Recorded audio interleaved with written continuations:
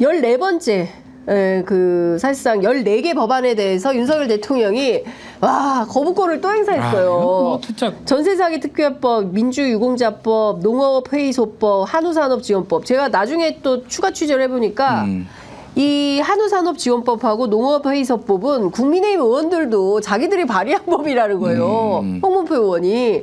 아니 그럼 자기들이 발의해놓고 막 거부권 해주세요 하고 거부권을 실제로 하고 이거 그러니까 민주당이 주도하는 거는 절대 안 돼. 이런 것 같아요. 그러니까 그런 것 같아요. 그러니까 저는 지금 상황을 무정부 상태라고 봅니다. 사실상 무정부 상태. 왜냐하면은 그러니까 예전에의 보수 정당, 이 보수 정치 세력은 부패했지만은 나름 유능했다 이런 평가들이 있었어요. 그러니까 이 사람들이 할 일은 그래도 딱딱하고 네. 온갖 뭐 나쁜 짓은 다 해도 막 이런 게 있었는데 지금은 아무것도 일을 안 해요. 그러니까 지금 그 연금개혁 같은 경우에도 네. 본인들이 국회로 가져와가지고 결국 정부가 무책임하게 24개 안이 있습니다. 자, 가져가세요. 국회를 존중합니다. 언제부터 국회 존중했다고. 그 국회에서 처리하라고 그래. 아무 책임도 안 지려고 정부도 그러고 있고 국민의힘도 그러니까 이게 너무 무책임해요. 지금. 그러니까 사실은 그 한우 농가 지원법을 합의를 왜 못해? 그걸 왜 못해 진짜. 손대. 그러니까. 손대. 미국산소도 아니고 호주산도 아니고 한우인데 그러니까 뭐 한우를 이견이 있을 수 있겠지. 아니 한우 산업을 육성하자는데 왜 이걸 안 하는 거예요? 그러니까 이견이 있을 수 있겠지. 네. 그거 하는 게 정부 여당이 할 일 아니에요? 그렇죠. 너무 그러니까 대통령이 어쨌든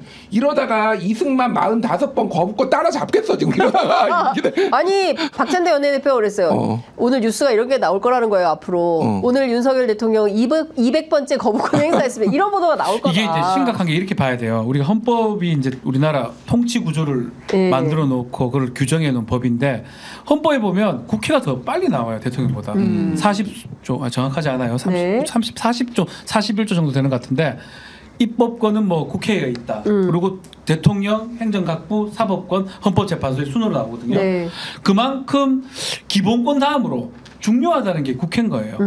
그래서 국회가 규정이 돼 국회 입법을 하는 거죠. 예외적으로 거부권 행사하라고 하는 거예요. 네. 우리나라 법, 헌법에. 예. 마찬가지로 지금 탄핵 얘기하면 뭐 난리 날 것처럼 하는데 탄핵도 예정하고 있는 거예요. 헌법에서. 아하. 대통령이 개짓거리하고 헛짓거리하고 하면 탄핵 사유가 있으면 탄핵시키라. 네. 국회 3분의 2 제적의원 찬성하면 된다. 네. 헌법재판소 결정해라. 네. 그게 되는 거거든요. 네. 지금 이런 상황이 반복되면 무정부 상태 얘기를 했는데 네. 헌법에서 예정할 수 있는 그대로 갈 수밖에 없어요. 예컨대 대통령 그냥 습관적으로 거부하고 있거든요. 그러네. 그 습관적으로 한우를 왜 거부합니까? 습관적으로 거부했으면 한우 많이 드실 것 같은데. 민주당이나 야당에서는 이제 한독수는 영원히 해야 돼요. 민주당에서 국회가 할 수 있는 것 권한 중에 하나가 대통령이 국무총리 했을 때 인준할 수 있으면 동의할 수 있습니다. 이런 상황이면 대통령은 국회에서 만드는 입법을 거부하고 네. 그러면 야당은 똑같죠. 우리가 할 수 있는 거는 한덕수는 너 영원히 해. 국회 국무총리. 왜냐하면 국무총리 새로 올 때마다 인준 안 하면 그만인 거거든요. 그렇죠. 그런 상황이 반복되는 거라고. 맞아요. 욕할 수도 없는 거예요. 탄핵 얘기한다고 욕할 수도 없는 거고. 그러니까요. 그러니까 그래 답답한 거예요. 그래서 예외적인 상황을 안 가기 위해서 가급적인 협의를 보라는 건데 네. 대통령 혼자서 지금 이거 하고 있는 거잖아요. 지금. 답답해서 그러니까 그래요. 참 답답합니다.